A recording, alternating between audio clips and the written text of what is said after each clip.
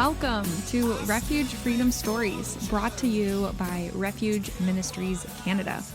For the next half hour, your hearts will be filled with hope as you hear real-life stories of people who have been changed by the power of God. Enjoy the show. Welcome to Refuge Freedom Stories. I'm your host, Johnny T, and today my guest is Tony Stoltzfus. For 25 years, Tony has been writing, training, and pioneering a new method of personal transformation that relies on desire-filling encounters with Jesus. His 21 books have sold over 300,000 copies, and he's completed thousands of hours of public speaking and coaching, specializing working with senior leaders in painful transitions. Tony, welcome to the show. Thanks. It's great to have you here. I was looking at your website, very encouraging material there, very interesting coaching sessions and topics that you talk about. So we're definitely going to want to dig into that. But I want to begin with your journey of faith. So how did you personally find your way to Jesus? Well, I grew up in a Christian home. This is kind of a funny story, but my parents took me to a concert, and this would have been the early 70s. So they were singing songs like You've Been Left Behind by Larry Norman. Yeah, okay. I came home really scared as a kid. And so I turned on the TV to try to get away from this. And there was a Billy Graham crusade on. So I turned to the other channel and the same crusade was on. And I turned to another. All three channels had Billy Graham on them. So that night I asked my mom when she took me in, what does it take to be a Christian? And so she prayed with me to receive Christ. Well, you know what? That's a blessed way to live your life for sure. With Jesus at the center at an early age, right? Because you can definitely not get trapped in a bunch of things. And it reminded me when you said the three different channels, the Bible tells us a threefold cord is not easily broken. So God was definitely, saying, come to me, right? So as you continued in your faith, what led you into this calling about coaching? How did that develop in your life and how did your faith shape that?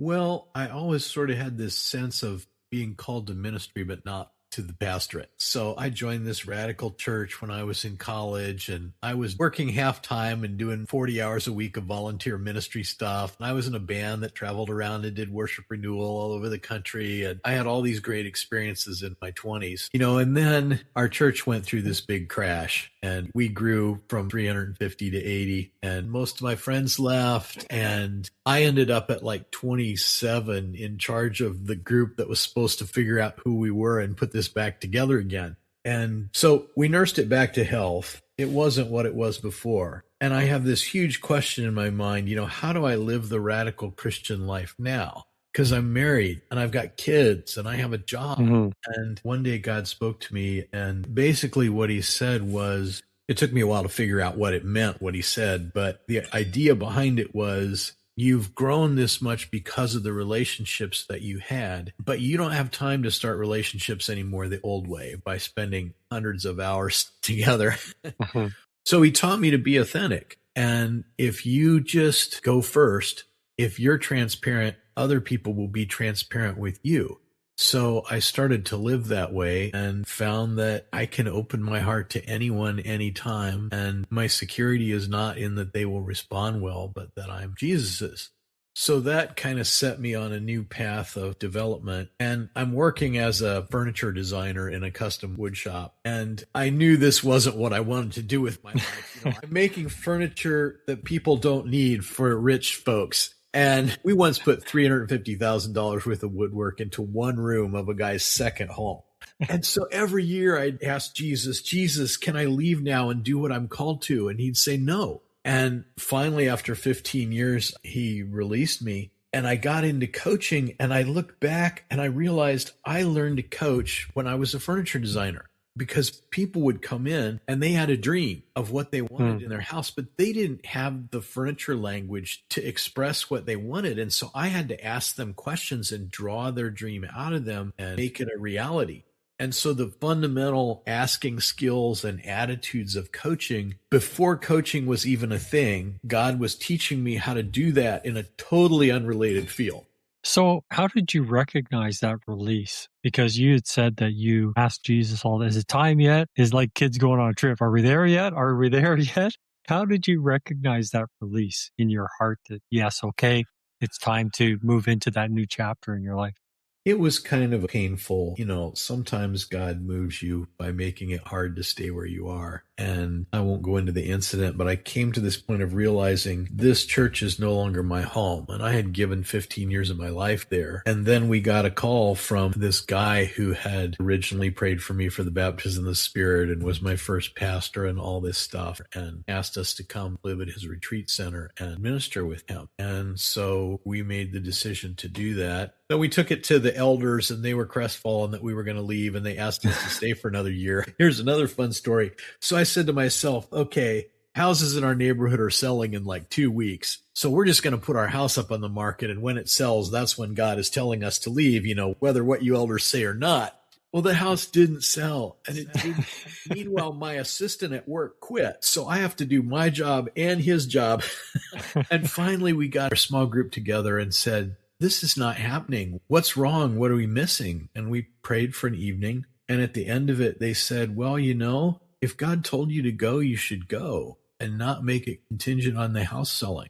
So in the car on the way home, my wife and I were like, okay, this is what we're going to do. We're going to set a date 30 days from now. And if it doesn't sell by then, we're going anyway. And the house sold the next day. Yeah. God's all about surrender and obedience, right? So, yeah. No, that's interesting. I know that you've written a ton of books and sold a tremendous amount of copies, which is fantastic because you're getting that message out to a lot of readers that align themselves with what you're communicating to them, like that discussion just in a book instead of personally face to face. And there were 3 main topics that you talked about. And I'd like to touch on each of those about envisioning heaven. And you said that you had a short visit to heaven and that you felt that you had that comfort level that you could ask Jesus anything. So maybe you could talk a little bit about that. Okay. 2 separate things. I did in my 20s have a dream where I was in heaven. I'm in my elementary school walking down the hall, and all of a sudden the building just ends, like there's this cliff. And I look down and it is down below me. And in the dream, I was like, it was a big drop. A stone, and I threw it off the edge to see what would happen, and it turned into a butterfly and flew away. So I jumped, and I just floated down into heaven, and it was this huge green lawn that went on forever, and there was a big oak tree with a picnic table underneath it, and a bunch of guys at the picnic table just chatting, and I sat down with them, and the most memorable thing of the dream was the sense of timelessness in that conversation. We could have sat there for 100 years and just chatted, and we aren't missing anything. There's nowhere I have to go. There's nowhere I need to be. So for me, that was an authentic touch of heaven, was that sense of timelessness. And so all my life, I remember thinking in my 20s, I want to make a movie about heaven someday, because if people could just experience this for 90 minutes, they'd give anything to go. And all through my life, like when we did training workshops, we would create heaven rooms with original music and actors and staging and lighting and art and all this kind of stuff. And then I got this audacious idea. So I had a workshop happening about how God develops you, rewriting your story from God's perspective. And I said to everyone who was coming to the workshop, 30 people, I will interview you for an hour about your worst experience in life. And then I'm going to rewrite it from heaven's perspective, and you'll get it at the workshop. So I had 31-hour interviews about loss of loved ones and abuse and every awful thing that can happen to a person. And I would interview them for an hour, and then I would sit. I gave myself an hour and a half, and I would just start writing. And it sort of melded my experience of knowing from coaching hundreds of people how God worked. God would just give me stuff while I was writing that I'd be like, oh, that's cool. So I got in this mode where like I can ask Jesus any question I could think of about heaven and I get an answer. So I ended up that first story writing thing with 80 pages of notes about heaven. And our team has since done hundreds of these heaven stories. You can actually sign up and have your heaven story written if you want to. But that was the genesis of the book. And one of the fundamental ideas of the book is that heaven makes all things well. That there's nothing that can happen to you that won't turn into something beautiful in heaven. I can give you a story if you want. Absolutely. Yeah. So I talked earlier about moving across the country to be part of this ministry. And not long after we moved there, the leader asked us for a loan, knowing we just sold our house. And we loaned him our life savings. And it took 5 years to get it back and destroyed our relationship. So we left with our tail between our legs. And I spent a year with a counselor. I had this belief that my call is dependent on the favor of these big men of God that I'm working with. And I had to reach the point of saying my call is dependent on no one but me and Christ alone. But fast forward to 10 years later, and the counselor who walked me through all this is coming to one of our workshops where we rewrite stories. And his story was his father was a pastor and had a moral failure and blew his life up and his church up and was in the process of going through the restoration process and doing it well. And then he had a heart attack and died. My friend is like, what happened to my father's destiny? What's the purpose in that? He was called to be influential in his community. And the story that God gave me was every call is a family call, a collective call. And when your father died, he took some of what your dad didn't finish and he gave it to you. And this guy has traveled the world and done inner healing with pastors in dozens of countries. You've taken your dad's call and you finished it bigger than he ever dreamed. So when you get to heaven, you're going to be able to go to your dad and say, Dad, I know you failed, but God gave those things to me and I finished them bigger than you ever dreamed. So here, share with me in the reward of your fulfilled destiny. And that's how God accomplishes the word that goes forth from his mouth will not return to him void. We're fallible and we fail at what we're called to do. And yet God has a plan for that. And he will dole that out to people around us and make it up. So I thought that was a really cool story. And a few weeks later, this guy calls me up and happened to ask me, how's your healing journey going after 10 years? And God just spoke to me. That story you wrote is your story, because me and this guy were given stuff to do and it didn't happen. But God has given some of that to me and I finished it bigger than we ever dreamed. And I'm going to get to go to him in heaven and say, here, share with me in the reward of our completed destiny. And in that moment, our relationship will be everything that God ever intended it to be, because we'll be together in heaven, sharing in the reward of the thing God gave us to do. So worst betrayal, heaven can make it well. Yeah, it makes me think about generations ago when God was a bigger part of the general population. We're talking decades ago, centuries ago, all that kind of stuff. If we look back in our heritage, our family tree and things like that, those people that would have sown prayers for the coming generations are bearing fruit today. And I really believe that. So I think that's bang on what you said. And yeah, God can do anything. God likes to take the weak and the broken and the messed up and however you want to term it, right? He loves doing that because it's his glory that shines through people that have gone through those things, ourselves included, right? So it's a tremendous way of looking at God for sure. I wanted to ask you about personal transformation because we're kind of touching on that now. But you mentioned earlier about being transparent. And I think it's so important that we're transparent with others, but we're transparent with Jesus because that's the most important relationship we'll ever have in life. And I see when we're completely honest and open with him, and it's not like a rote type of prayer, like I have to do this, I've got to read my Bible for so long, all that kind of stuff. Just that honesty with him, I think, opens that door into transformation. So what are your thoughts on that? Yeah. And I think a key to it is, can you learn from what's happening to you? So, for instance, about 5 years ago or so, our house burned down. A few weeks beforehand, I was sitting out in the yard and I literally prayed, God, could I live without all this stuff? But as soon as something happens in your life, he sets a process in motion to redeem that.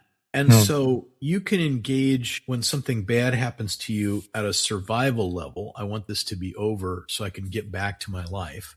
You can engage it at a level of blame shifting on other people or whatever, or you can engage it at the level of, okay, God, what do you have for me in this? How did I react? And the interesting thing about the house burning down, it was part of a much larger process. We sold our ministry to our trainers and got out of that. I took a year sabbatical. The upshot of it all was God started speaking to me. I was in Hawaii visiting our son, and he said, you've been living for significance, and there's a whole other life you could have if you're willing to try. And I didn't know what he meant. I said, okay, let's try. And I've been learning that there are all these things I did for significance. Like I would go to take a walk, for exercise. There's a hill right next to our house, and you walk down a sidewalk next to a busy street and back up the hill. And that was my exercise walk because it was the least time I could take and get my heart rate up. And a 3-minute drive away is a beautiful trail down a hill to the river. But I never went there because I was living for significance and I squeezed out the joy and often the people. And so the question of transformation is, can you look at yourself and see the things that are deeply rooted in your patterns of life and your identity and be willing to change them? And change is very hard work. I've coached people for 25 years.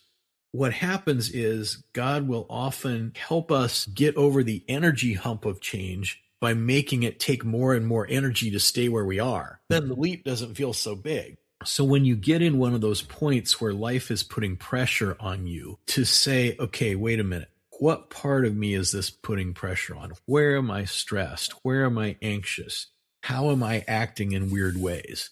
What does that say about who I am and what I believe? And that's psychologically costly to look at something like significance, which was one of the driving principles of my life that I thought I was doing for God, and say, okay, wait. My picture of retirement was, I'm going to work as long as I can, as hard as I can. And then God came to me and said, I want you to retire and stop. That's pretty clear. So I'm a year into the process of learning how to stop, learning how to work at the speed of retirement, learning how to let go. And we tend to view change for God as a process of discipline. It's not. The goal of discipline is to get you to the point where you don't need discipline. It's not to be disciplined. So change can be an adventure between you and God when you finally reach the point where you're not so threatened when he says, let's do this differently. But we're so caught up in this right and wrong thinking that, oh my gosh, God said something wrong with me. I'm losing his approval. God is my alcoholic father who will beat me whenever I make noise in the house. Or instead of, God is the father who's totally on my side and he'll do anything to help me. Yeah, there's a lot of people will come to God with an understanding of a relationship or a non-relationship with a father that doesn't truly express who God is. And so there are some big challenges with that for sure, but they're not impossible. The things that are impossible with men are possible with God. Now, I read that on this topic of transformation, you said you had a simple method of asking Jesus questions. So can you talk a bit about that? Sure. After I developed this, I was like, so this is it, God? This is the thing? This is so friggin' simple. I can teach somebody to do it in 5 minutes. What about all the complicated? Anyway, the idea is that the problem is not in your rational brain. It's in your emotional brain. It's not that you don't know what to do. It's that everything inside you rebels against doing it. You long for comfort, and so you eat too much. You long for security, and so you marry the wrong person. It's those desires in you that cause you to do stuff. And your emotional brain doesn't change through discipline. It changes through different experiences. So if you got an emotional brain problem, you have to use an emotional brain tool to change it. So then in my thinking, I came to, okay, we've got to create different experiences for people for them to change. Your family taught you for 20 years as you lived at home that if you do this and this, you'll get punished.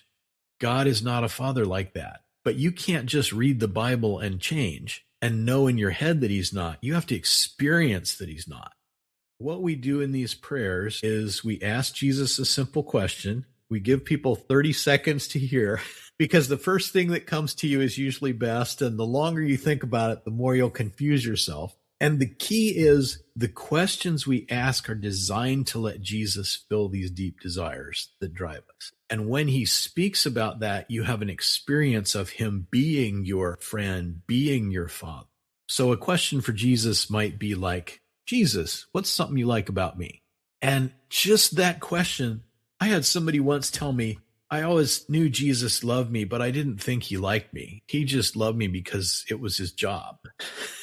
Jesus, what do you like about me? And he'll tell people, oh, your big nose, or some weird thing about you. But you start to develop a dialogue about your relationship, not just about the business of being a Christian. What do you want me to do today? God, what am I called to? God, I'm sorry I did this. So many of our prayers are about doing something instead of, Jesus, today I long for peace. So give me a picture. What's your peace for me look like? Jesus, Here's the significance of one. Jesus, if I never accomplished another thing in my life, how would I be significant to you? And we're letting him fill that hole that's down inside of us. And this comes from James 4. What causes wars and fightings among you? It's your desires that are at war in your members. You covet and you can't obtain, so you fight and wage war. And then his answer is so simple. You do not have because you do not ask, which we misquote wildly. But in the context of desires, you don't have your desire because you don't ask God for your desire. What you ask him for is a thing in this world that you think will fill your desire. I need a new car. Okay, what would a new car give your heart? Well, freedom will never break down, and I could go drive where I want to go. And okay, so ask Jesus to give you freedom inside your relationship with him. Makes sense. And all of those questions, it made me think about how God says that he builds us precept upon precept. Each of those individual little simple questions is one precept and continues to build that relationship one step at a time, right? It's teaching your emotional brain that he's good. Amen to that. Okay, so where can people get a hold of you and the courses that you offer and your books and so on? Well, you can find all my books on Amazon, Tony Stoltzfus. If you're interested in heaven, the website is heavenexperience.net. And there's a cool offer on there. We bought several thousand books to give away to people who are seekers, because the book is written to be palatable for seekers and for people who are suffering or grieving a loved one. So if you read the book and like it, you can fill out a little 3-minute form on the website, and we will send you free books to give to people in your life that are seekers or suffering. A whole bunch of them have gone into the California prison system. So heavenexperience.net. There's Questions for Jesus. There's a free mobile app called Questions for Jesus. It takes every passage where Jesus speaks to a desire in Matthew, I think, and it gives you 5 questions to ask him, and it plays soaking music while you listen. It has a little timer, and then it has a place where you can journal and record what you hear. And there's a book on Questions for Jesus. We also there's a Questions for Jesus game. There's emotion card and desire cards that you can use with groups. So we have a bunch of training aids too. If you're interested in classes on how to transform the emotional brain, either for yourself or for others, that's Leadership Metaformation. So meta-formation.com has all that there. And that's all my material and people that I've trained. I'm no longer running it directly, but that's one of my legacy things. And go to likeahumanbeing.com and learn how to read the Bible with your emotional brain. Those are all fantastic resources. And I would encourage any of our listeners to participate or get some of that material for sure. So one final question for you.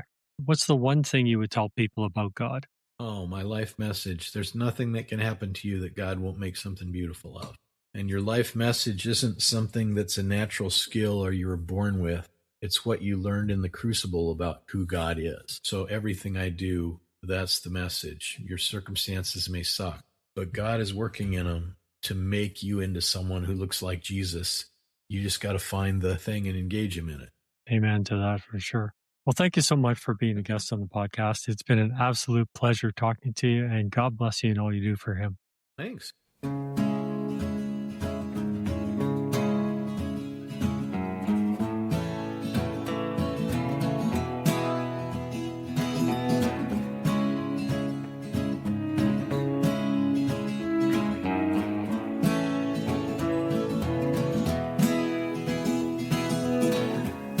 I've been walking through the evening, looking for where to stand.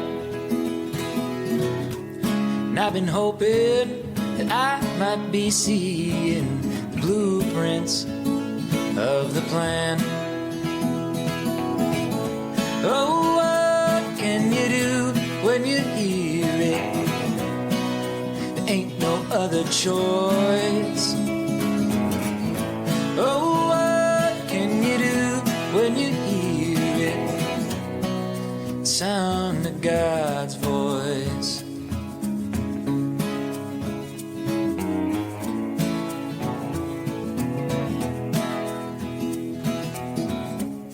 I've been walking through the desert, waiting for the call. And when it happens, oh, it will happen. Well, I won't waste any time at all. Oh, what can you do when you hear it? There ain't no other choice. Oh, what can you do when you hear it? The sound of God's voice. That's the sound of God's voice. That's the sound of God's voice. That's the sound of God's voice. That's the sound. Well, I've been walking through the darkness, but I see the glory up ahead. So I ain't stopping, no, I ain't stopping. Someday I'll be alive after I'm dead. Oh, what can you do when you hear it? There ain't no other choice. Oh, what can you do when you hear it?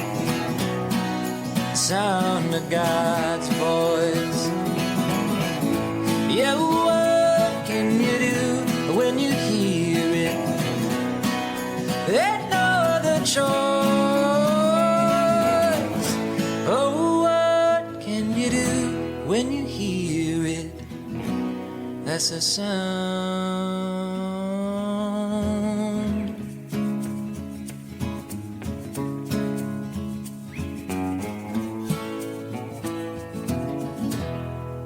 I hope that you have enjoyed the last half hour.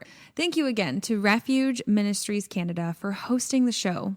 So until next time, may God richly bless you with peace, love, and happiness. We at Refuge Ministries are so blessed by the success of Refuge Freedom Stories and podcasts.